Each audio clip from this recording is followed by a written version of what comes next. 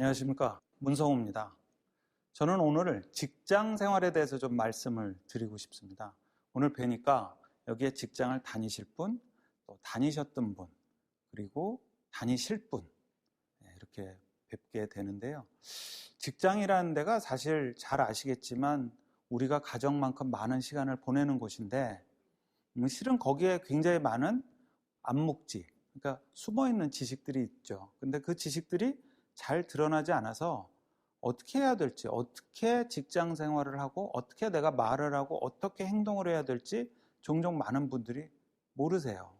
그러다 보니까 답답해서 이제 이렇게도 상담해보고 저렇게도 찾아보고 각종 강의도 들어보는데, 제가 볼 때는 직장 생활에 대해서 진짜로 얘기할 수 있는 분은 몇 분 안 돼요.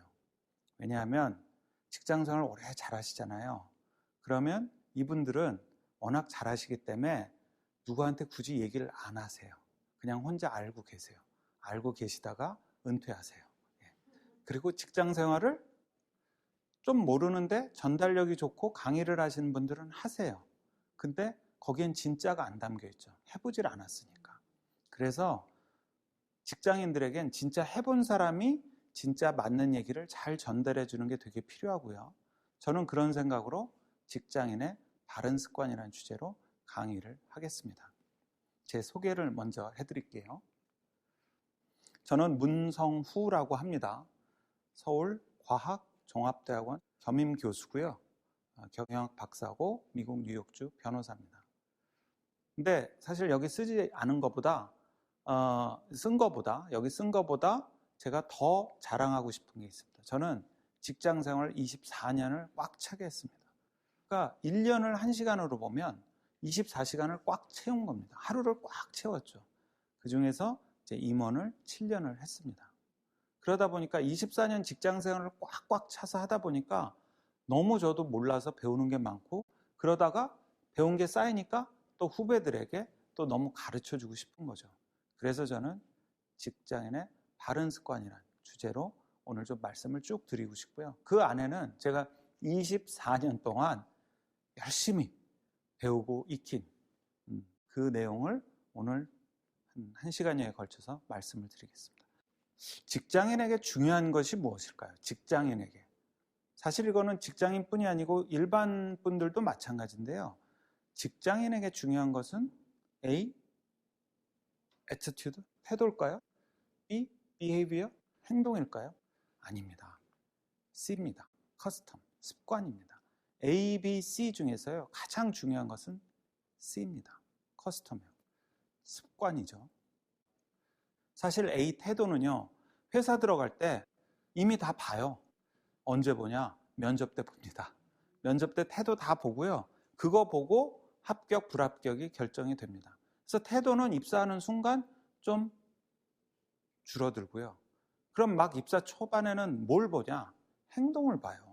어떻게 저 친구가 행동을 하나? 어떻게 저 후배가 행동을 하나? 어떻게 저 직원이 행동을 하나?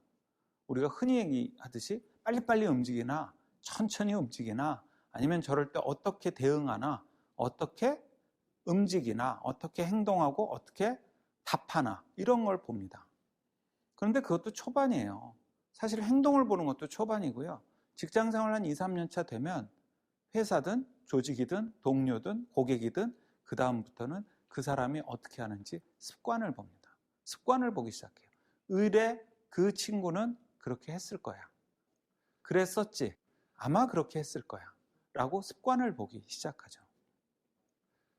저도 이제 직장 생활 24년 하면서 관리자가 되고, 그러면서 이제 여러 가지 결제도 하고 뭐 승인도 하고 사인도 하고 회의도 하고 하는데 일일이 다 기억이 안 나요. 사실 혹시 여기 계신 분들 어제 저녁 반찬 기억나시나요? 예, 안 나시죠? 예, 전 진짜 기억이 안 나요. 예. 그런데 회사에서 그 많은 일을 했는데 기억이 날까요? 기억이 안 나요. 그럼 좋은 방법이 뭐냐? 내가 했던 내 습관을 기억하면요, 아, 내가 그냥 그렇게 했을 거야 라고 생각이 들더라고요. 그래서 내가 어떤 것을 몸에 익히고 그것을 습관화해서 반복하면요, 사실 내가 내 습관을 기억하고 내가 뭘 했는지 알면서 차근차근 알아가면서 직장 생활을 할 수 있는 장점도 있습니다. C가 커스텀이 D를 만든다고 해요. D는 destiny입니다. 운명. 그래서 A, B, C 중에 가장 중요한 것은 C고요. C는 D, 운명을 만든다고 합니다. 습관은 뭘까? 습관은요, 그냥 줄여서 자동입니다. 자동. 네, 자동적으로 나오는 행동, 자동입니다. 습관은 자동입니다. 우리가 머릿속에, 뇌 속에 여러 기억을 하는데요. 기저핵이라는 뇌 깊숙한 곳이 있습니다. 거기서 그냥 기억을 해요. 그럼 습관이 몸에 배면 뭐가 좋을까요? 나한테 뭐가 좋을까요? 두 가지가 좋아요. 첫 번째, 우리가 일부러 어떤 행동을 하려고 그러면요, 기억을 하고 그거를 생각하고 에너지를 써서 해야 돼요. 그죠? 그런데 습관이 되면요, 에너지를 안 써도 돼요. 어차피 기억된 대로 몸이 하니까. 그래서 에너지를 덜 쓰게 돼요. 몸이 덜 피곤합니다. 습관화하면. 두 번째는 계속 할 수 있어요. 습관이 되면. 힘을 덜 쓰고 계속 할 수 있으면 좋은 습관은 얼마나 좋겠어요. 그죠? 옛날 속담에 이런 말이 있습니다. 실패한 사람에게는 습관이 주인이고요. 성공한 사람에게는 습관이 노예라는 말이 있어요. 그러니까 내가 좋은 습관을 들이면 어느새 내가 내 습관을 잘 부리고 있는 겁니다. 내가 만약에 나쁜 습관이 있으면 어떻게 돼요? 그 나쁜 습관에 끌려가는 거죠. 그래서 직장인들은 바른 습관을 몸에 배야 되는 겁니다. 자, 제가 오늘은 4파트로 설명을 드릴 거예요. 첫 번째, 내가 나를 대하는 습관. 너무 중요하지 않아요? 내가 나를 어떻게 대하는지. 두 번째, 내가 남을 대하는 습관. 그리고 세 번째, 직장에서 일하는 습관. 그리고 직장에서 말하는 습관. 이렇게 4가지로 말씀을 드리겠습니다. 나를 대하는 습관. 우리가 성인이 돼서 직장생활을 하면서 사회생활을 하면서 좀 나쁜 게 있어요. 뭐냐면 내가 나를 너무 못 살게 굴어요. 전 세계에서 어떤 연구조사에 따르면 일이 잘 안 풀렸을 때 우리나라 직장인들이 제일 자기 탓을 많이 한대요. 근데 사실 직장생활은요, 저는 24년밖에 안 했지만 30년 한 분도 있고 40년 한 분들도 계시고 그러세요. 그분들을 보면 본인들이 가지신 멘탈, 본인이 본인을 대하는 마음, 그 관리를 아주 잘 하신 분들이에요. 그게 무너지면, 흔히 얘기하는 내가 나를 대하는 습관, 좋은 멘탈이 무너지면 그 순간 직장 생활을 오래 할 수가 없어요. 해도 힘들죠. 사회생활도 마찬가지고요. 여러분 개인 생활도 마찬가지인 것 같아요. 좋은 습관을 몸에 배게 하는 게 첫 번째인데 우선 내가 나를 대하는 습관, 좋은 습관이어야 돼요. 뭘까요? 내가 나를 아껴줘야 돼요.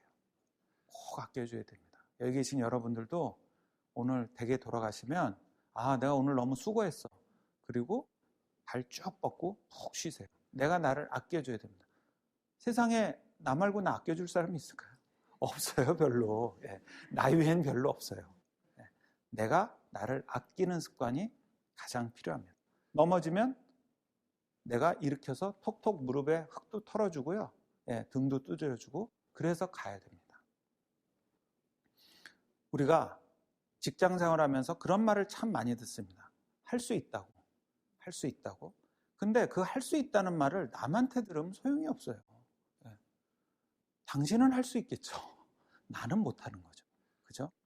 할 수 있다는 말은 내가 나한테 해야 됩니다. 내가 나한테 할 수 있다고 얘기를 할 때 진짜 내가 할 수 있는 겁니다. 그걸 우리가 자기 효능감이라고 하죠. 나는 내가 할 수 있다. 근데 거기까지 가려면 꽤 시간이 걸려요. 왜냐하면 사람은 조그만 성공을 반복해야지 내가 나를 아끼고 내가 나를 믿는 습관이 생깁니다. 그래서 나한테 조그만 성공의 경험을 반복하게 해주셔야 됩니다. 그러다 보면 자기 효능감이 생기죠. 여러분, 자기 효능감은요, 자존감이란 말과는 다릅니다. 여러분, 자존감이란 말 요즘 굉장히 많이 쓰고 굉장히 좋은 단어로 생각들을 하시죠. 자존감은 영어로 self-esteem이라고 합니다. self-esteem. 여기서 esteem이란 말은요, estimate, 평가하다라는 말의 그 단어에서 온 겁니다. 자존감은 뭐냐면요, 내가 나를 존귀하게 여기는 마음이 아니고요, 내가 나를 잘 평가하는 겁니다. 그래서 자존감의 상처를 안 받으려면 어떻게 하면 돼요? 내가 나를 넘어서는 도전을 안 하면 돼요. 내가 나를 넘어서는 도전을 하면 자존감의 상처를 받습니다. 내가 나를 아는 게 제일 중요해요. 그게 자존감이죠. 근데 내가 나를 안 다음에 나는 요거밖에 안 되니까 라고 멈추면 안 되죠. 직장 생활은 조금씩 성공을 반복하면서 나아가야죠. 그래서 자존감을 넘어선 자기 효능감이 필요한 겁니다. 셀프 에스팀과 셀프 에피커시, 자기 효능감은 다릅니다. 우선 내가 나를 대하는 습관, 내가 나를 좀 아껴주고요. 밀어붙이지 마세요. 안 그래도 돼요. 그렇지 않아도 세상에 다 밀어붙이고, 동료도 밀어붙이고, 회사도 밀어붙이고, 때로는 가족도 날 밀어붙이고, 아주 힘들어 죽겠어요. 다 날 밀어붙여서. 나라도 나를 소중하게 여기면서 오래오래 나를 아끼면서 같이 가야 되는 거죠. 그러면서 회사에서는 내가 조금씩 조그만 성공의 경험을 반복하면서 할 수 있다는 자기 효능감을 늘려가야 되는 겁니다. 내가 나를 대하는 습관, 아끼세요. 내가 나를 아끼세요. 아끼고 도닥여주고 천천히 손 끌고 같이 가주세요. 제가 가끔 좀 젊은 사원분들, 직원분들 강연을 가면 깜짝 놀라는 게요. 입사한 지 한 1, 2년밖에 안 됐는데 마음이 벌써 급해요. 내가 이렇게 해도 되나? 왜냐하면 오랫동안 스펙을 쌓고 막 열심히 살았잖아요. 그러니까 되게 마음이 급해요. 내가 이거밖에 안 해도 되나? 더 해야 되지 않을까? 막 이런 생각을 해요.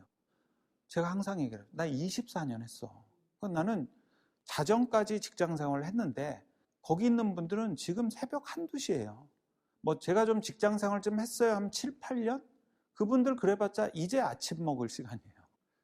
점심, 저녁, 간식, 잘 시간까지 하루가 아직 24시간이 꽉 남아있는데도 마음들이 급해요. 제가 항상 말씀을 드리죠. 생각보다 직장 생활은 깁니다. 그래서 차근차근 아끼고 가셔도 절대 늦지 않아요. 자, 두 번째, 우리가 직장 가서 내가 이제 남을 대하는 습관입니다. 나는 아끼겠는데 남은 어떻게 해야 될까? 내가 남을 대하는 습관, 참 많은 분들이 인간관계로 고민이 많으세요. 인간관계. 도대체 어떻게 대해야 될까요? 그래서 막 온갖 그 마음의 탈출구들을 열심히 찾고 계세요. 근데 사실 성적과 성과는 참 다르죠. 학교에서 성적은 혼자 공부하면 됩니다. 그럼 몰라요. 회사에서 성과는 같이 해야지 성과가 나옵니다. 그래서 성과에는 인간관계가 녹아 있어요. 인간관계가 좋아야지 성과가 나옵니다. 그러니까 내가 남을 어떻게 대하냐, 이 습관이 좋아야지 성과가 나와요. 이게 같은 얘기입니다. 왜 성과가 좋아야 될까요? 왜? 내가 제일 소중하잖아요. 저는 항상 말씀드려요. 회사 왜 다닐까요? 나를 위해서 다녀요. 나를 위해서 직장 생활을 하는 겁니다. 회사를 열심히 다니고 거기서 좋은 성과를 끌어내야죠.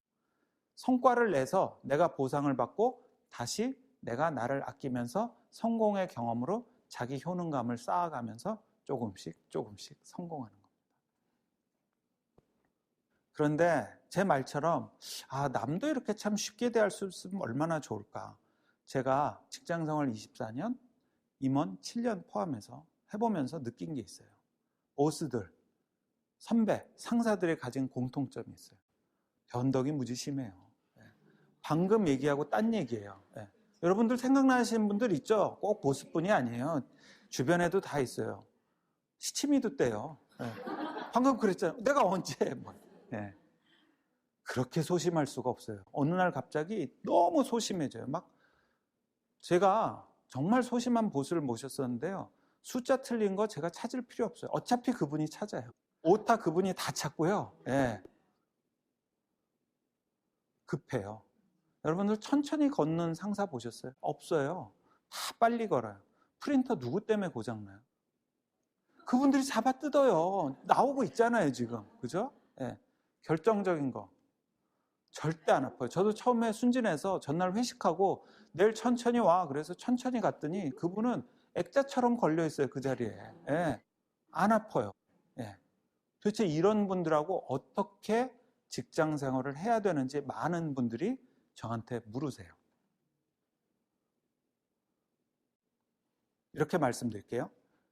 상사를 경영하시려면요, 가장 좋은 거는 상사의 강점을 활용하는 겁니다. 상사가 잘하는 걸 더 잘하게끔 도우면 됩니다. 그럼 제가 밀릴 것 같죠? 그렇지 않아요.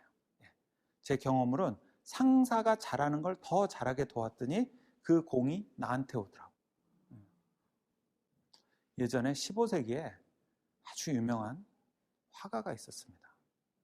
안드레아 델 베로키오라는 화가가 있었습니다. 근데 그 당시만 해도 다 공방에 들어와서 그림을 배우거든요.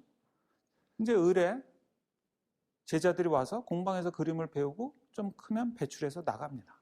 어느 날 이 베로키오 공방에 정말 아주 못생긴 15살짜리 소년이 와서 저도 그림을 배우겠다고 그래요. 그러니까 이제 베로키오가 그 소년한테 그래, 와서 나한테 그림 배우는데 천사 그래, 천사. 그래서 이 소년은 3년 동안 천사를 그립니다.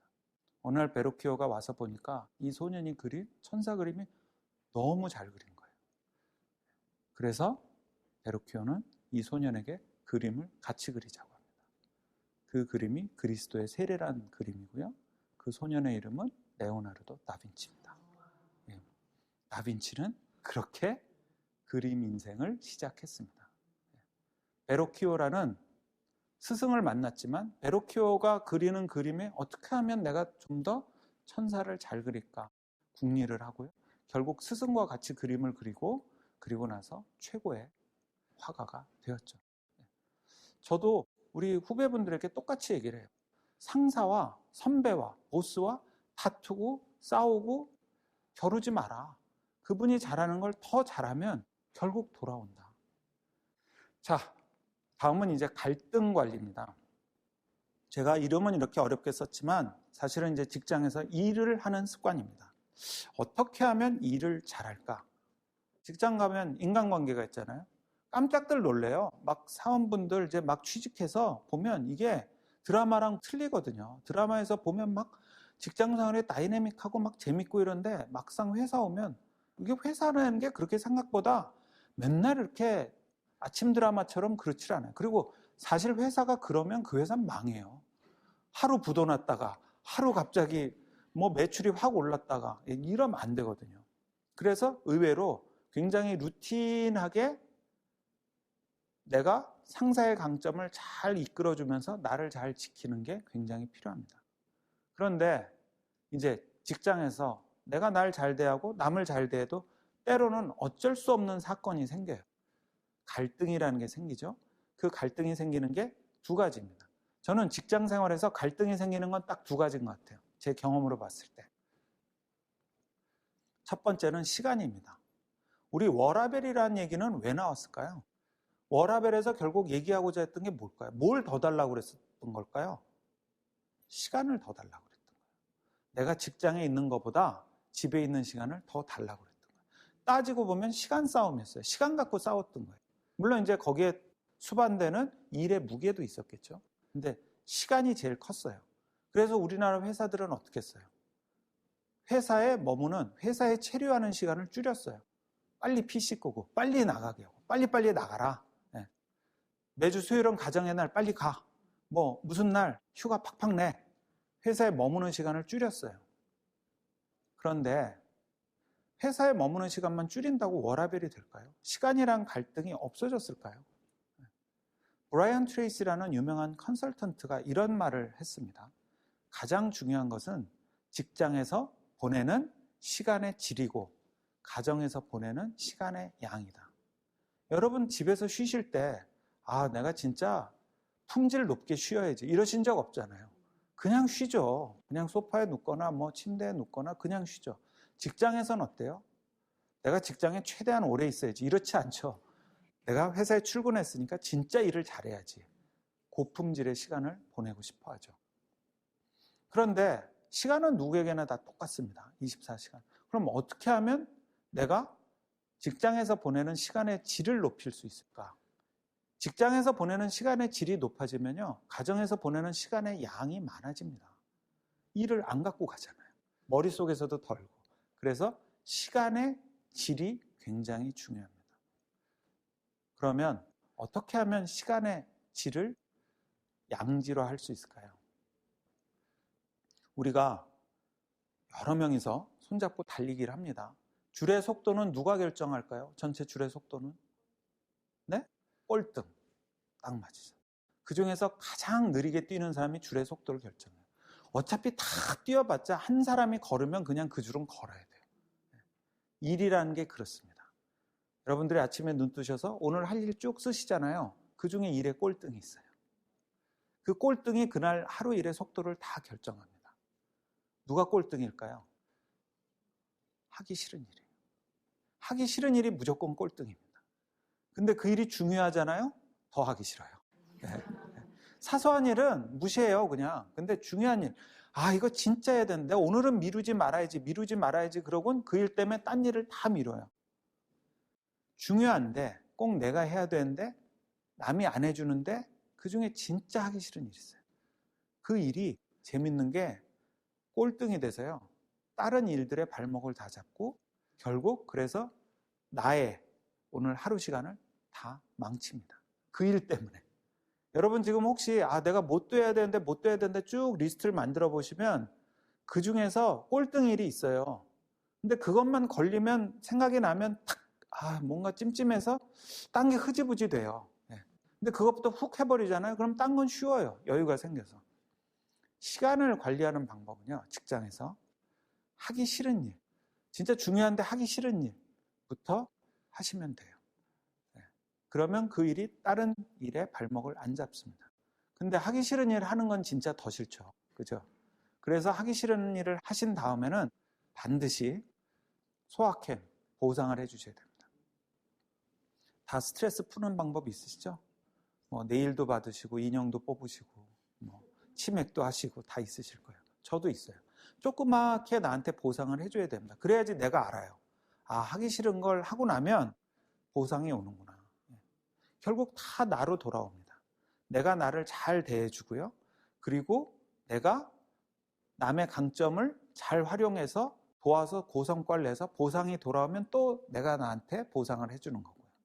시간도 내가 나한테 힘들지 않게 보내게 해주는 방법이에요. 시간 관리를 잘하면 내가 안 힘들어요. 내가 안 힘들려면 내가 내 시간 관리를 잘해야 되고요. 그 첫 번째 방법은 싫은 일부터 해치우고 그러고 나면 반드시 상을 주셔야 됩니다. 상에 인색하시면 안 돼요. 반드시 내가 나한테 상을 주셔야 됩니다.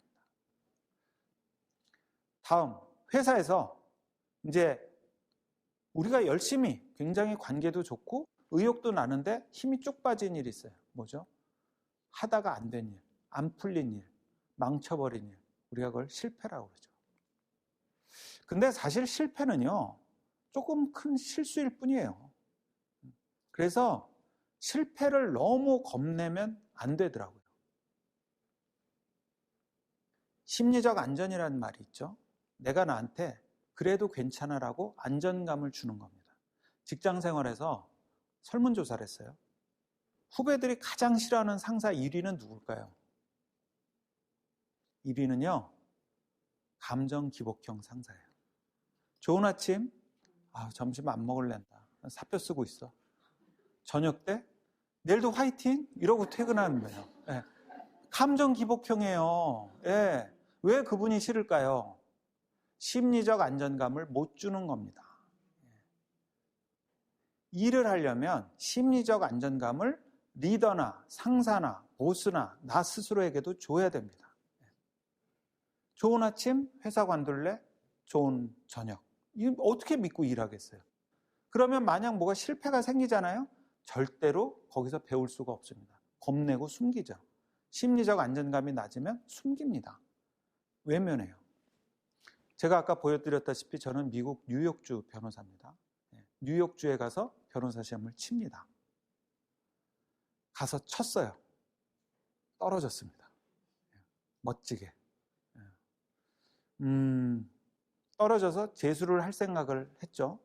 재수를 했는데 제가 왜 떨어졌는지 떨어진 문제는 알고 있었거든요.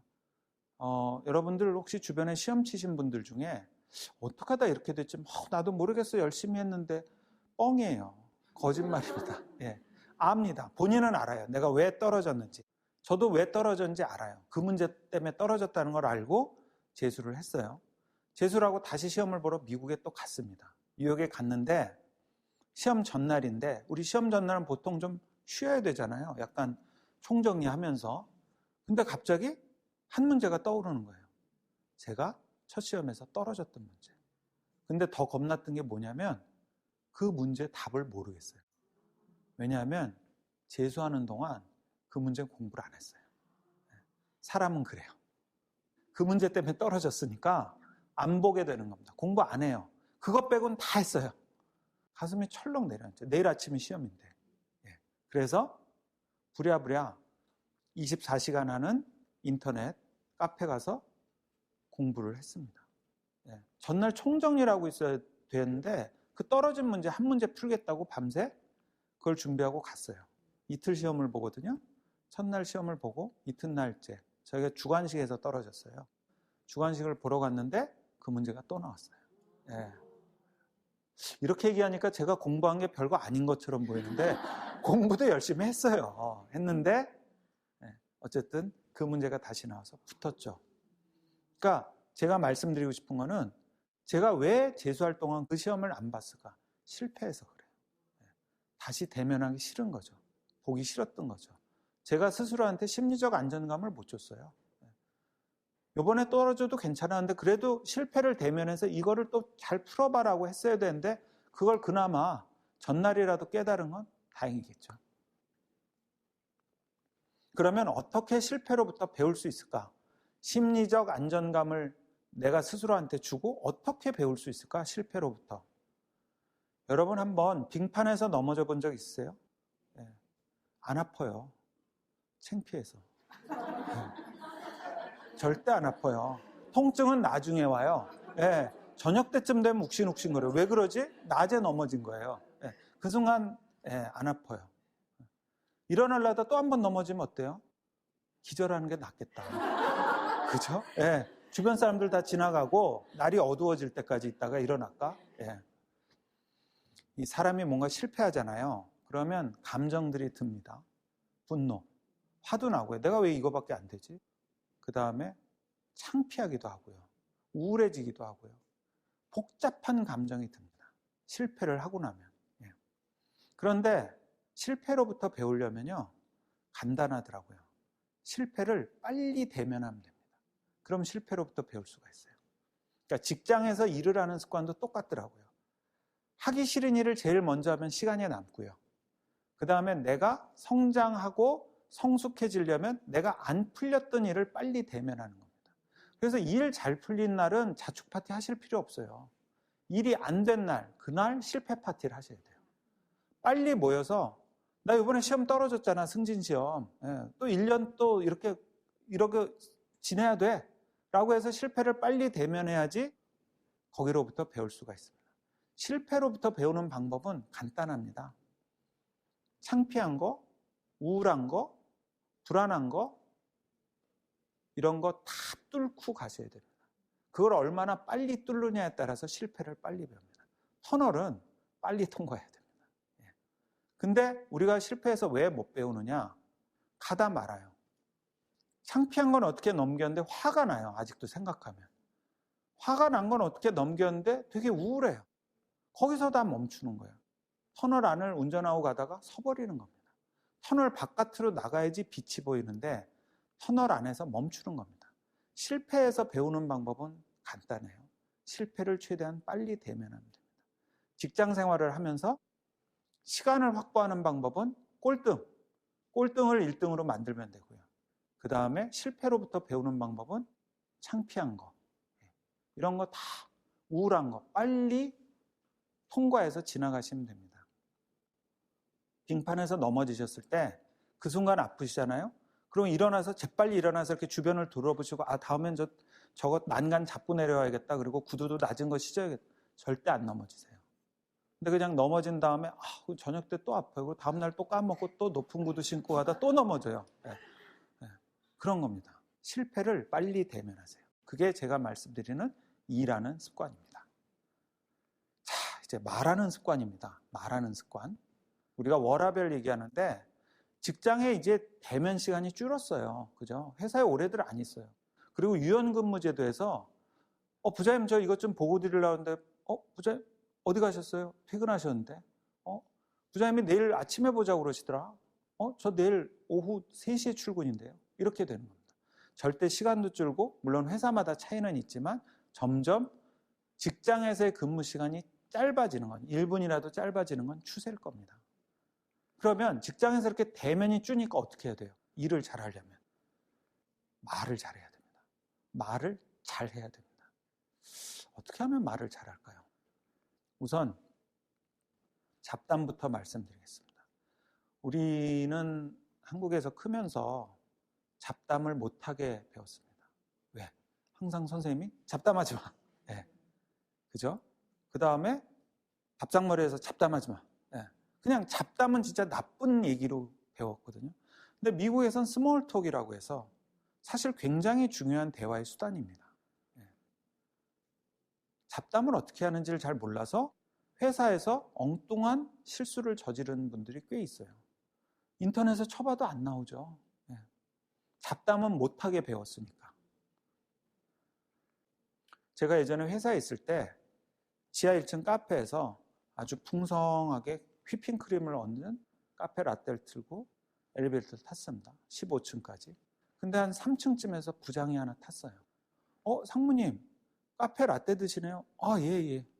그거 진짜 칼로리 높은데 진짜 살찌시는데. 그리고 본인 7층에서 내려버렸어요. 네. 본인 딴엔 잡담인데 그 친구랑 저랑 남은 게 뭘까요? 네. 제가 8층에서 내렸어야 돼요. 네. 지금도 그 생각만 하면 왜? 잡담을 하는 방법을 잘 모르는 거예요. 공식적으로는 업무 얘기는 잘하는데 잡담을 할 줄 모르는 거예요. 직장에서도 잡담을 꽤 할 줄 알아야 되더라고요. 잡담은 간단하더라고요. 서로의 관심사에 대해서 칭찬해 주면 돼요. 서로의 관심사에 대해서. 어떤 게 있을까요? 서로의 관심사. 대표적인 게 날씨예요. 날씨 조초가 그래서 대표적인 잡담입니다. 그런데 잡담을 이제 들었어요. 날씨 좋죠. 그런데 뭐라고 답해야 될까요? 직장인 여러분들 한번 제가 여쭤볼게요. 뭐라고 답해야 될까요? 네, 이거 최악이에요. 그렇죠. 이거 최악이에요. 안 좋은 거 또 있어요. 그래요? 저는 별로던데 이거 최악이에요. 네. 잡담은 좋게 받아야 돼요. 1+1으로. 날씨도 좋고 하늘도 되게 맑네요. 어차피 잡담은 그런 겁니다. 잡담의 중요성에 대해서 제가 한 말씀만 드리고 넘어가겠습니다. 언어학자들이 굉장히 열심히 연구하는 잡담이 뭘까요? 잡담은 쓸데없어 보이는데 쓸데있는 게 잡담이에요. 뭘까요? 안녕하세요예요. 안녕하세요. 그게 언어학자들이 많이 연구하고 있는 잡담입니다. 는 가장 중요한 잡담입니다. 상대방이 괜찮은지 관심사에 대해서 묻고 호의적으로 얘기를 시작하잖아요. 그 다음에 이제 직장 생활에 남은 거는 무엇을 할까요? 상의하는 거죠. 무엇을 하겠습니다. 연락하고 전달하는 거죠. 무엇을 했습니다. 보고하는 거죠. 딱 이 3가지입니다. 그 외 직장에서 다른 얘기가 더 있을까요? 할까요? 하겠습니다. 했습니다. 그러니 이제 다음 단계는 무엇을 할까요? 여러분 이 3가지 말투는요. 일상생활에서도 똑같이 쓰실 수 있어요. 할까요? 할게요. 했어요. 직장생활은 사실 그렇게 화법이 구성이 됩니다. 진짜 말하기가 얼마나 중요하냐면요. 여러분 암이라는 한자 있죠?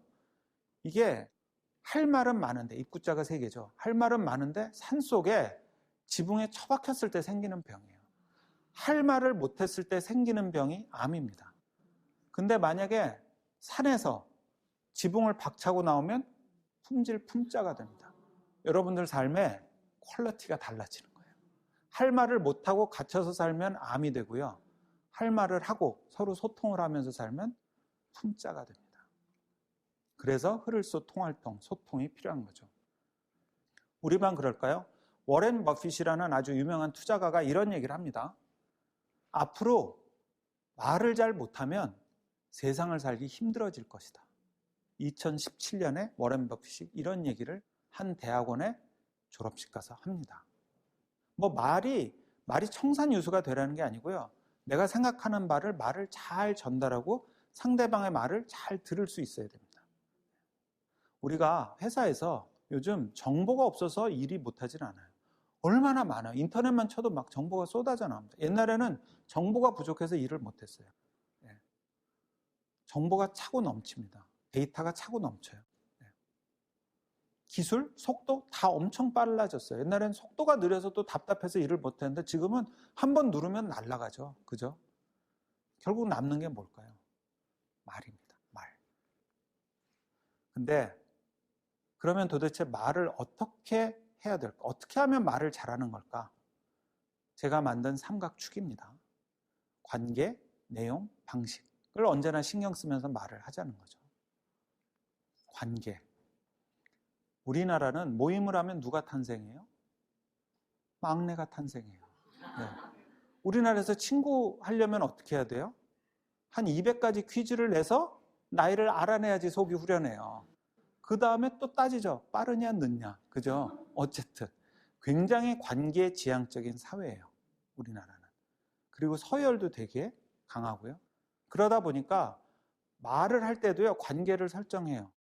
내가 삼촌 같아서 하는 얘기인데 삼촌 없는 친구한테 그런 얘기를 해요.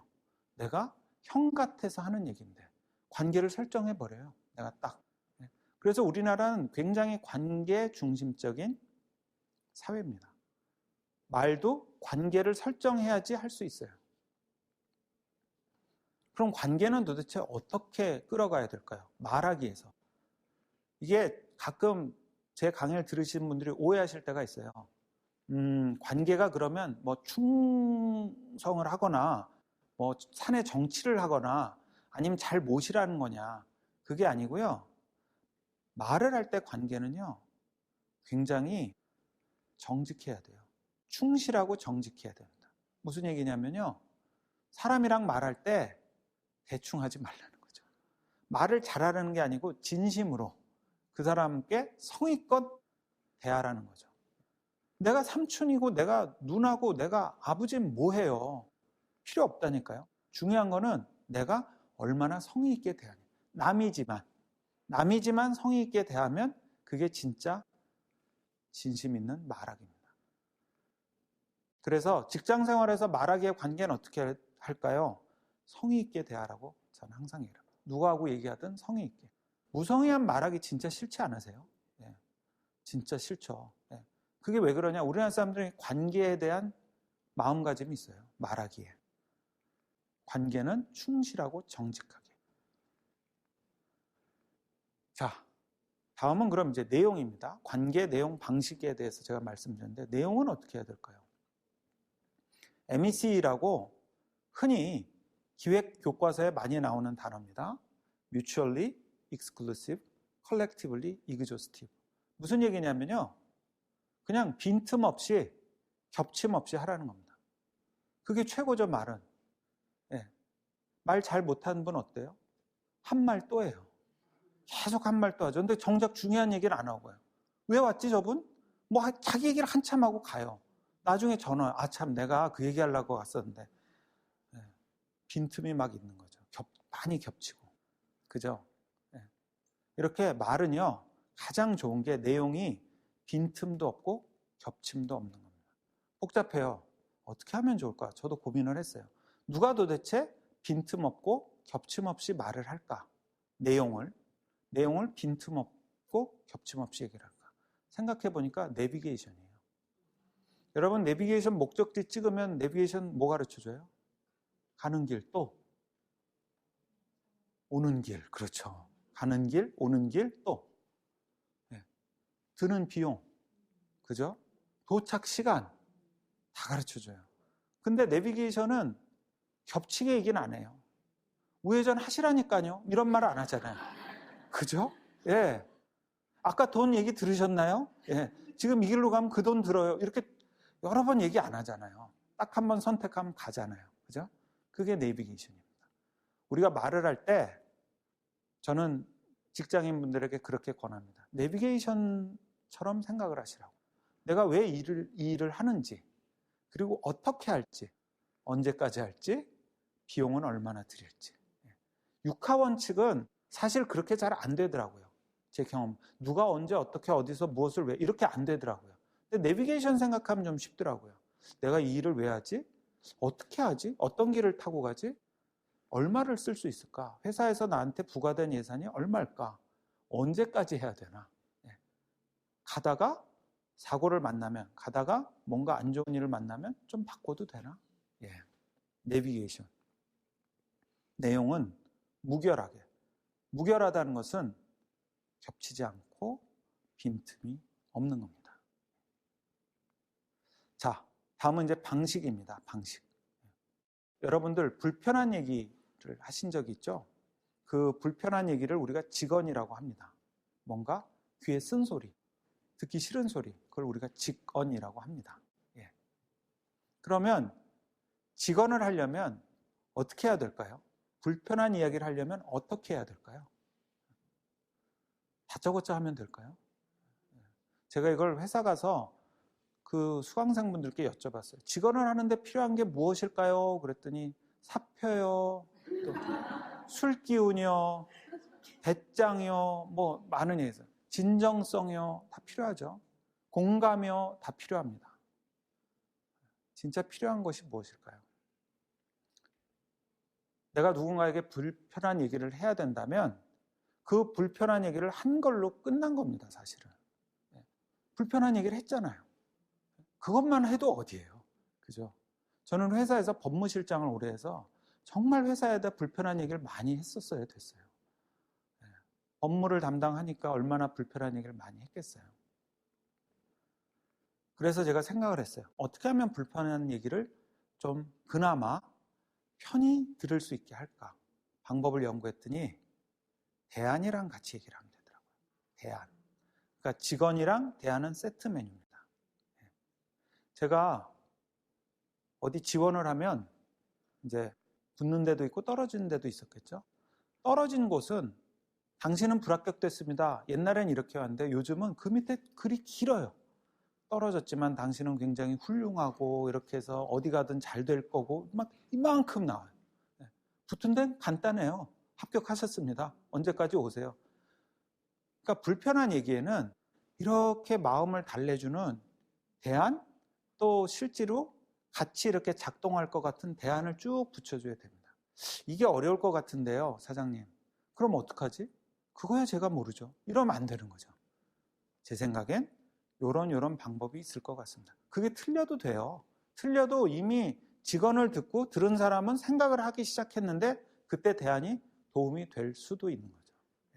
남녀 사이에 우리 사귈 때 이 직언과 대안 굉장히 많이 했어요, 사실. 여기 분들 기억이 안 나시겠지만 우리 그만 만나? 꼭 뒤에 붙는 말이 뭐예요? 넌 나보다 좋은 사람 만날 거야. 그럼 지금 만나든지. 그건 아니잖아요. 일단 이별 통보는 해야겠고 그 다음에 대안을 붙여서 마음을 달래주는 거죠. 직언과 대안. 의외로 많은 분들이 모르세요.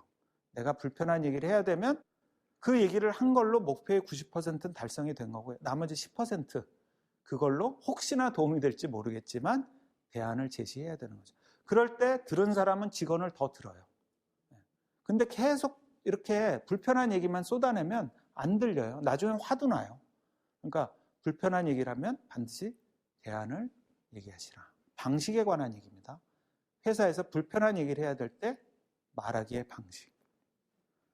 경청. 우리 참 경청 얘기 많이 해요. 우리 좀 경청해라. 경청. 경청은 뭐예요? 한자어로 잘 듣는 거. 한자어로 몸을 기울여서 듣는 걸 경청이라고 합니다. 몸을 기울여서 듣는 거. 근데 여기 이제 굉장히 많은 그 기술들, 테크닉들을 얘기해요. 3L이라고 그래서 눈썹 올리고 쳐다보고 몸을 기대라. 그게 다 L로 시작하거든요. Lift, Look, Lean. 그냥 그것만 한다고 경청이 될까요? 사람은 원래 말하기 좋아하는 본성을 갖고 있어요. 듣기가 힘듭니다. 경청을 하려면 어떻게 해야 될까요? 또 제가 물어봤어요. 그랬더니 공감돼요, 리액션이요, 반응이요 막 나와요. 어떻게 하면 경청을 잘할까? 차이점에 집중하시면 돼요. 상대하고 얘기하는 거에 차이점에 집중하시면 됩니다. 예를 들면 부장님이 물어요. 김사원 어제 뭐 했어? 아, 저 신설동 갔었는데요. 나도 신설동 갔었는데. 경청 글러먹었어요. 틀렸어요. 이제 부장님은 자기 신설동 간 얘기합니다. 경청을 하려면요, 호기심을 갖고 들어야 돼요. 저 친구는 어디 갔었지? 같은 동네를 갔었는데. 의외로 사람들이 공통점을 빨리 찾아요. 차이점에 집중해서 얘기에 귀를 기울이면 궁금해서 2, 3분은 충분히 듣습니다. 차이점에 집중하시면 경청이 됩니다. 방식은 섬세하게. 자, 마무리 짓겠습니다. 내가 나를 대하는 습관은 되게 잘 대하고요. 그 다음에 남을 대하는 습관은 강점을 활용해서 도우라고 했고요. 그 다음에 시간은 꼴등을 1등으로, 실패는 빨리 대면하고요. 그 다음에 말하기의 방식은 관계는 충직하게, 내용은 내비게이션처럼. 그 다음에 방식은 직원이나 경청에 필요한 대안, 그리고 호기심이었습니다. 이 많은 것들을 하루아침에 갖춰지기는 어렵겠지만 좀 낯선 것들을 자꾸 경험해보면 이런 복합적인 사회 속에서 복잡한 일들을 전뇌형으로 충분히 해낼 수 있더라고요. 쉽지 않습니다. 여러분, 연필 발명되고요, 지우개 발명되고요, 연필 뒤에 지우개가 붙는데 90년이 걸렸어요. 의외로 낯선 것들끼리 경험하고 붙이기가 쉽지 않습니다. 그런 훈련들을 하시면 앞으로 여러분들께서는 직장인의 바른 습관이 자연스럽게 몸에 배서 성공적인 직장 생활을 하실 걸로 봅니다. 이상입니다. 감사합니다.